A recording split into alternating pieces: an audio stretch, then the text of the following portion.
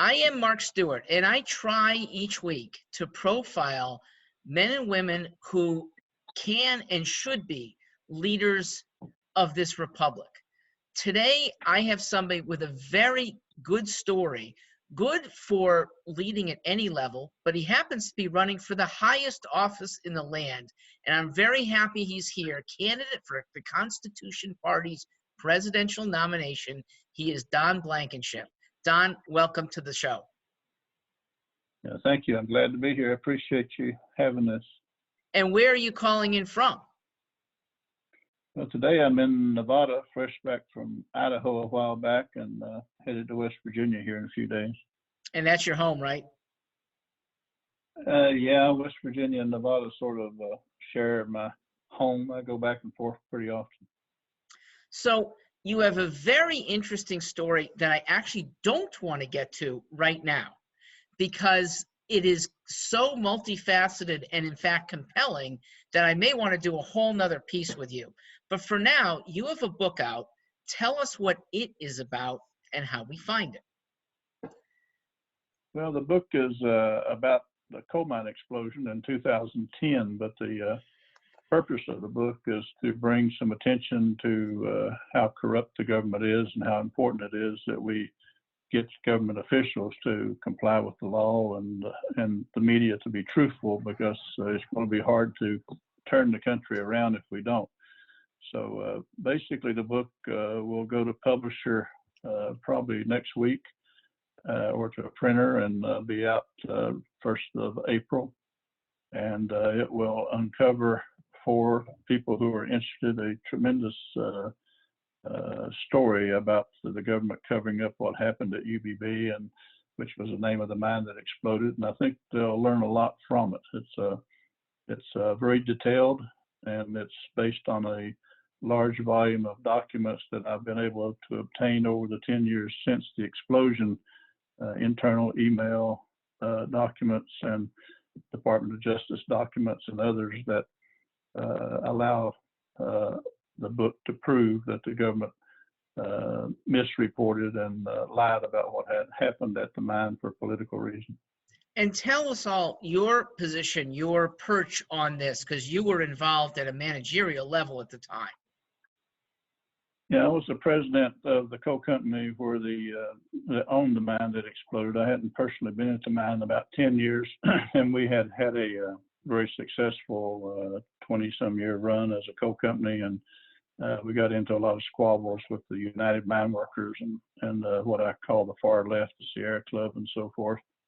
And it led to a lot of turmoil. And eventually, when Mr. Obama was elected president, he declared war on coal, which was effectively meant war on the most profitable coal company. And the mine blew up, and then they did what Rahm Emanuel says you should always do during a crisis. They used the crisis to further damage the coal industry and my reputation and so forth. So it's a long story, but it's a very compelling story. And I think people that have an interest in knowing the truth about what we're up against with the government will enjoy it. Can you give a comparison of mine safety overall in this country compared to safety in other industries, oil extraction, farming, for instance? Is there statistics you can give to us? Well, it's more dangerous to operate a farm tractor than it is to work in a coal mine. You're more likely, our coal miners at Massey, where I was the president, were more likely to get killed driving to and from work than they were while they were at work. So coal mining has a bad reputation, but actually roofing is more dangerous. Fishing in the North Sea is probably the most dangerous profession in the world. But the problem with American coal mining safety is that the government has ignored the principle of conflict of interest. They understand that issue because they've divided the National Transportation Safety Board from the Federal Aviation Administration, which effectively divides the agency or separates the agency that regulates airline traffic from the agency that investigates accidents. And they failed to do that in the mining business. So the Mine Safety and Health Administration regulates the coal mines and has great influence over whether they're safe or not. And yet, when there is a tragedy or a fatality, they get to investigate the accident that they may have caused. And that was what happened at Upper Big Branch. When 29 miners died because of the actions that the Mine Safety and Health Administration took, they got to investigate themselves, and naturally they were highly motivated to tell a story about it. You're saying the administration itself took some steps that actually made the mine less safe? Yeah, definitely they did, and they did so. It's the way the law is set up on mine safety. The government has the right to set standards for airflow and dust levels and various other measures that determine whether the mine is safe, but they don't have the right to tell you what to do, or they did not have that right until December 31, 2008. And December 31, 2008, a law took effect that empowered the Mine Safety and Health Administration to play a stronger role and be a final decider in ventilation plans. And they finally went to court over that rule at another coal company and won that they could, in fact, change ventilation plans if they chose to. And they changed the ventilation plan at the Upper Big Branch mine on March the 25th, 2010, and it exploded on April the 5th, 2010. So 10 days after they changed the ventilation plan, a couple of years after they were empowered to do so, the mine blew up, and they felt compelled to lie about it. My guest is Don Blankenship, a former executive with Massey Energy, and thus very involved with energy production and federal regulation. Let me continue based on what you said, Don. You say roofers, farmers, North Sea fishermen, their safety is far more imperiled than your average United States miner. Why is mining under such scrutiny? Well, it's under scrutiny because a lot of times like an airplane crash, you have a lot of people involved in each incident. It's probably more dangerous to work the midnight shift at a 7-Eleven in Detroit than it is to be a coal miner, but the deaths are one at a time. When you have a mine explosion or an airplane crash, it's newsworthy. The media makes a big deal out of it, and of course that means the politicians have to react to it, and that's the reason it has the reputation it has. But in the United States, you have, you probably have less than 10% of the number of fatalities you used to have, and but there are a number, and a lot of people totally overlook the number of mine fatalities that occur in mines other than coal mines, like lead mines, copper mines, salt mines. There's a lot of mining, as the mine profession likes to say. If you don't mine it or grow it, it doesn't exist. So is it possible this is a liberal progressive bias against an industry that's perceived as dirty, and they want cleaner energy, and thus they have their knives out for you from the get-go? I think that was part of it. My situation was both specific and generic, if you will. Specifically, I had a lot of battles with United Mine Workers. I was greatly recognized by the union, Mother Jones Magazine, and the far left, and Obama, and so forth, as the enemy or the guy that destroyed the United Mine Workers. Actually, they destroyed themselves by making demands that were more than the coal industry could afford to meet. But because both there was a generic dislike for coal by the left, and because I had specifically fought with them for, I guess, what amounted to about 25 years, it made Massey a target.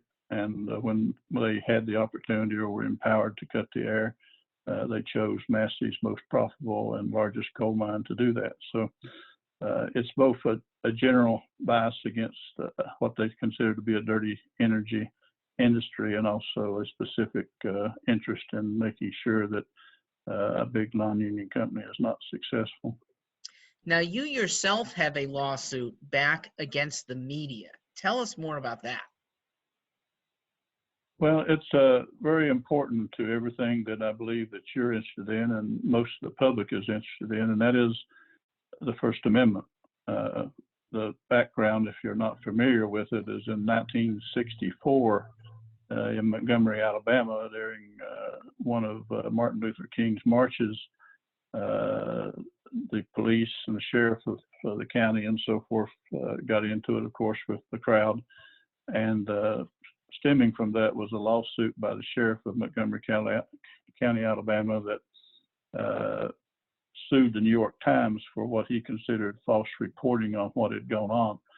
The New York Times reported that the church had been surrounded by police officers and, of course, brutality, whatever exact words they used. And he sued the New York Times, and the case was won by the New York Times with the court ruling that public figures could be defamed practically. You have to prove a different standard. The public figure has a different law under which he would bring suit for defamation. And so it made public figures malice or willful disregard of the truth, right? Correct. You know, you have to prove that they were intentionally intending to hurt you and that they did hurt you, and that they had that purpose. So it's tougher. The practical effect of it has been that people like myself that speak openly critical of the government can be slandered. And when I was running for the West Virginia U.S. Senate seat, from basically even while I was assigned to a halfway house, having gotten out of prison, the establishment, if you will, was shocked that I pulled 18 points ahead of my opponent 7 days before the election. And when I did, the national media called me a felon 100 times. Judge Napolitano of Fox said that I went to prison for manslaughter instead of saying I went to prison for a misdemeanor. And then they also frequently said I was an imbecile, a moron, an idiot, a racist, and all that. So it was what Nancy Pelosi calls a wrap-up smear campaign. They would tell the media a story, and then the media would repeat that story on national television, and then the politicians would use that story as a source for their criticisms or slander of me. So the lawsuit has the chance of breaking down the 1964 case, which was styled Sullivan versus New York Times. And I hope that it's able to do that, because effectively, between what are called Hill committees and the fact that public figures can be slandered by the establishment, it's almost impossible to push them out of office. From my knowledge of Sullivan, he was a public official, and I thought the ruling actually only applied to public officials, and you were not at the time even a public official. Wouldn't you have even more protection then? Because as a civilian, the standard for slander is even lower. That is a point of argument that I've had with my attorneys. I think at the time that Sullivan was done, an interpretation of the decision would have been a public figure, that would have defined a public figure as someone who's in public office. But they've, over the last, whatever that is, 56 years, they've converted that to any figure that is recognizable in the public. So in West Virginia, I'm the most recognized figure in the entire state, sometimes more so even than the senators. So they're hiding behind that. And my attorneys have actually basically not even challenged that I'm a public figure under that law. But I agree with you that I don't think that was the original intent. So your suit, I presume, includes Fox News. Who else is named in your lawsuit? Well, at Fox News, and in addition, several reporters at Fox News, including Judge Napolitano and Neil Cavuto and Stephanie Hamill and I think a couple more, and then MSNBC and of course CNN and Brett Bart. One of the probably bigger concerns of the establishment is the suit also includes the National Republican Senatorial Committee. What happened was once I pulled even in March and then took the lead in May the 1st for a May 8 election. But when I pulled even, my opponents, who are lifetime politicians, went to D.C. and talked to the NRSC, and then Mitch McConnell got involved. And they, according to what they told, the press says they were told by McConnell they made a list of ways to stop me, which included calling me a felon, and then they were able to both get on television and have newscasters say that I was a felon. And not one of these organizations has offered a settlement yet.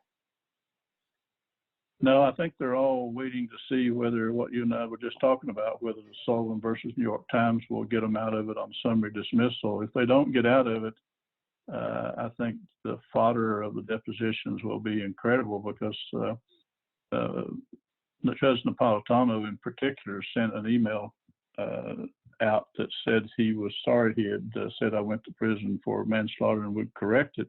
The problem was he waited until 2 weeks after the election to correct it, and even then it was a weak apology on television. He said that he had wrong, that I went to prison for a misdemeanor instead of a felony, but he still didn't address that he had said before I went to prison for manslaughter. So I think their case is extremely bad for them.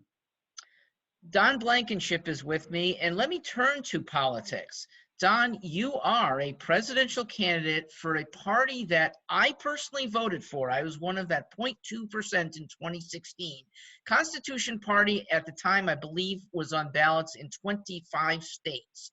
Tell us your prospects, assuming you get the nomination. I understand you're a pretty heavyweight in this contest, good chance. What will happen after the nominating convention that you'll hold in St. Louis? Well, if I get into the, if I get the nomination, my hope is that we can then have discussions about how best to strengthen the party. I don't, as opposed to the other candidates, I don't represent that we're going to win the presidential election, but we do have a tremendous need in this country for a third party that offers solutions instead of arguments. And I think that we want to improve the image of the party during the campaign as much as anything. I am genuflecting here. You can't see it, but I'm on bended knees with hearing that you want to help the down party and the down ballot candidates, because you're right. The presidency is at least 4 years away for any third party. You're not going to have somebody as odious as Donald Trump also on the ballot with so many people who might like you, but can't stand one of the other two major candidates. That's the death of third parties at the presidential level. But I do hope that at the lower levels, your candidacy helps inspire more good people to run. How do you think you can do that? Well, I did it in West Virginia. In West Virginia, in 2004, you couldn't find a Republican on most of the down party tickets. You couldn't even find one on some of the fairly high level statewide tickets. And what we did is we picked out something we thought we could win, which was we beat a very activist liberal Supreme Court justice, as a Republican, and with a Republican candidate rather, and that got people excited. So if you can do something that gets people excited and that they see hope and they know that it's not futile, you'd be surprised how many people would be interested. For example, if we had a few $1 million, it's very possible that we could pick off a state, some small state like a Wyoming or a New Mexico or something, or that we could do enough campaigning that we could win some state offices or some lesser offices. But I haven't really evaluated where we could get some attention. I mean, we could get attention by way of example, again, only an example, because I don't know where things will be come October. But some of the races in Pennsylvania and Ohio are going to be both critical and very tight. And a solution message could pull votes from one side or the other and cause the media to have to give us earned media that we were a factor in who was going to become president, because we might pull enough votes to either cause Trump to win or cause him to lose, or cause Biden to win or Sanders. So we need that type of earned media attention, and thereby be able to get airtime and be able to explain that we're a party of solutions. And of course, that is a real broad concept right now. What the particulars of that would turn out to be, I have no idea at this stage. Don, this is fascinating because you've supported Republicans, yet you've run as a Democrat. tell us where the two parties really coincide issue after issue in your perspective. Well, I think they all, as I told somebody the other day, the thing Americans want is no different than what every human being wants. They want what's best for themselves. And the leadership of both parties have taken the power of the parties and benefited themselves instead of benefiting the members of the party. Probably one that's easy to understand that seemingly is unfocused on is that the positions of the Democratic Party are exactly contrary to the interests of their members. Most acutely is illegal immigration in sanctuary cities. They're constantly talking about increasing the minimum wage. It's easy to increase the minimum wage if they would participate in trying to lessen illegal immigration so that there wouldn't be so much cash labor and so much unpaid labor competing for hamburger jobs and car washing jobs and even carpenter jobs and all that, so that the Democratic Party blue-collar workers would not have their benefits and wages depressed by the availability to business of unpaid or underpaid labor.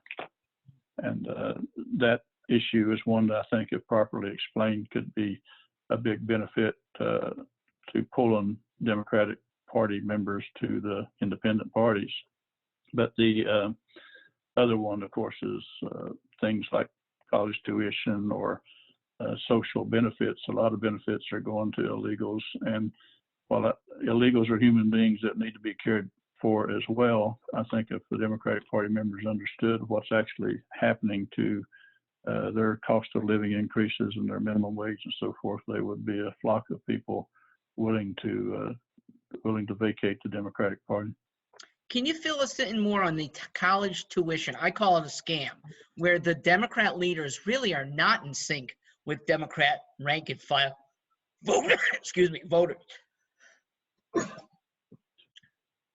Well, what's happening is, of course, I don't know that things are still true. I don't have time to keep up with what every state's doing, but for a long time, a West Virginian paid more tuition to go to a Texas university than an illegal immigrant, because the illegal immigrant gets in-state tuition. So those types of things affect the budget of universities and drives up the cost of tuition and limits the number of positions that you can get into.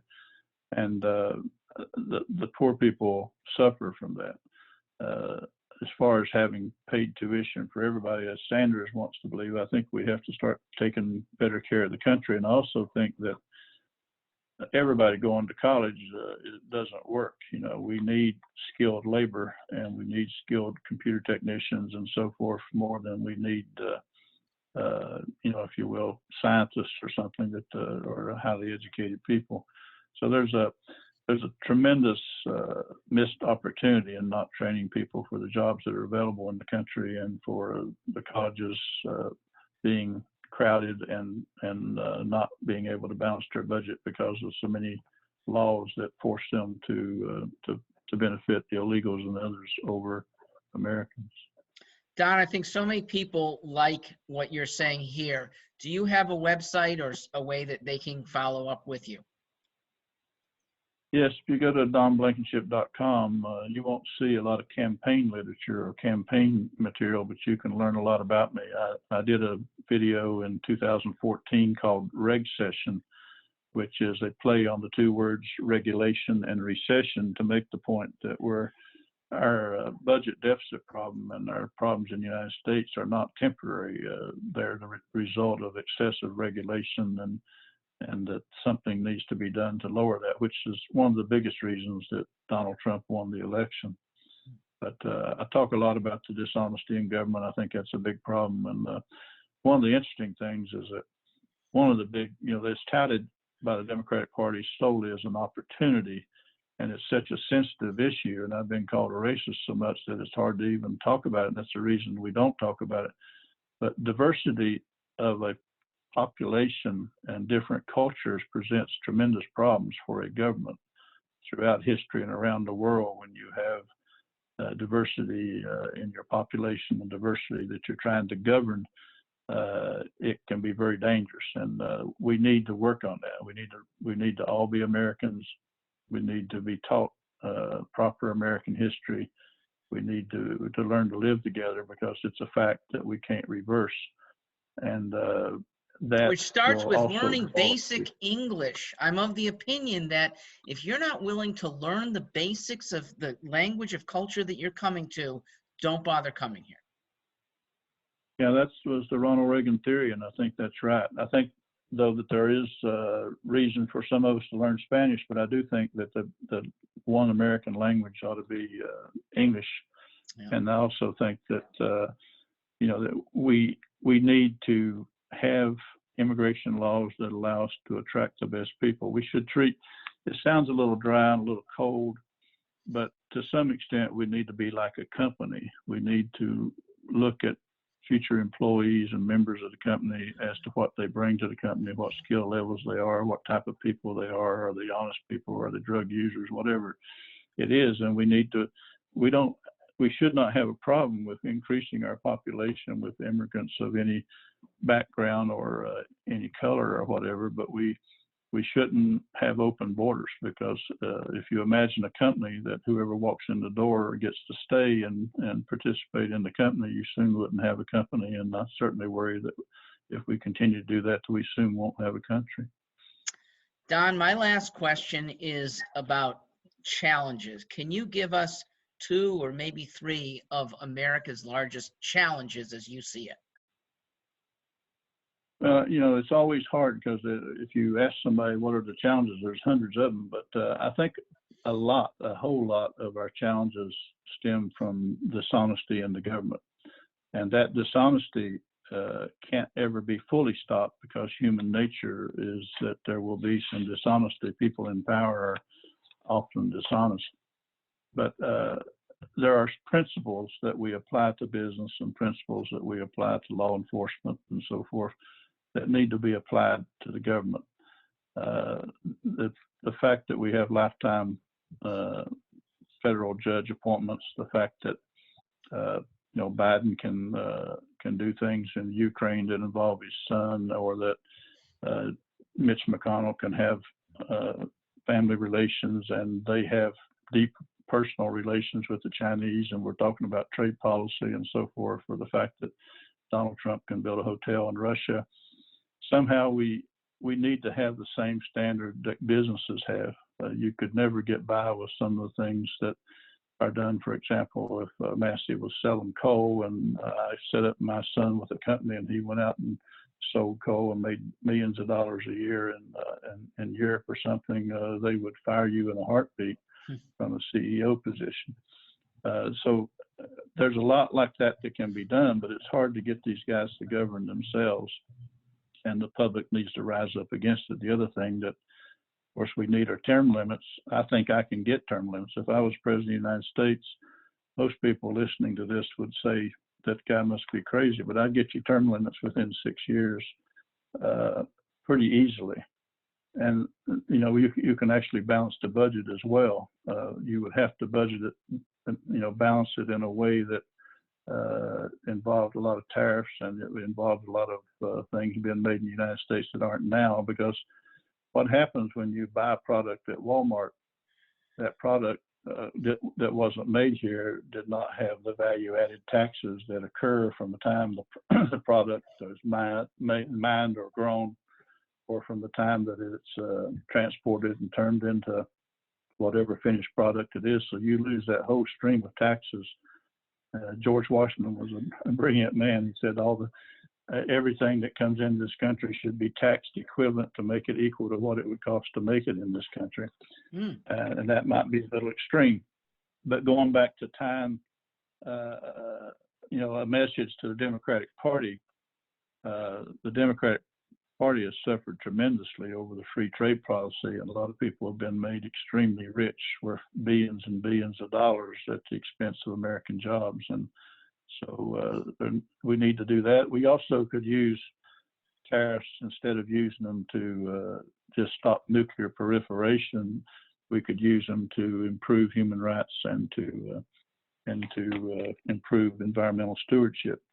So there's a lot that could be done that would be favorable to the people in the country, be favorable to balancing the budget, make the government be more honest, And I'm going to press if you on. you will, I'm going to press you on one of these things, and it might show our listeners how a Don Blankenship, if elected, would take command for good. That is the term limits. I mean, this is the best protector of individuals who are elected, and term limits are the best protectors of big parties. Nobody who is elected now wants term limits. How can you get that done? the same way you would get it in a business. You know, when you're running $1 trillion deficit a year, and you got House members that are so poor that they're sleeping in their office, it's not hard to get term limits. You get them same way that we got in trouble. You know, people are for themselves, and they're greedy many times and so forth. So if there's 535 senators and House members in Congress, it would cost you $535 million, or less than 1/2000th of the national budget, to offer every one of them $1 million to agree they get $1 million bonus if they pass term limits. You could do the same thing with balancing the budget. If you get a balanced budget, you get incentivized. That's what businesses do. And I realize that we have to be careful about turning the American government into solely a business, but the same human nature, the same principles apply there. You motivate people. They don't have to steal as much if you pay them. You know, that's one of the big problems. But we need to be drug testing congressmen. We need to quit privately and secretly settling their sexual harassment cases. You know, we settle a sexual harassment case for a U.S. congressman probably every couple of months, and have for years. So there's a lot that could be done. You almost need to say, well, we're going to grandfather you in until January 1 and not look at your sins of the past. But if you do anything wrong after the days I'm elected, you're going to be in big trouble, because we're going to come after you. Well, that goes back to your number one problem too. Don, I'm going to wrap up. I really appreciate it, and thank you. When the book comes out, what's it called once again? Oh, you'll love the title. The title, particularly the Democrats will love the title. It's Obama's Deadliest Cover-Up. And it makes a comparison. It makes a comparison to the Benghazi cover-up, where we lost 4 Americans to the cover-up by the government of causing 29 Americans to lose their lives in the coal mine. Good for you. Don Blankenship, thank you for joining me. I am Mark Stewart, and thank you all for listening. Have yourselves a great week.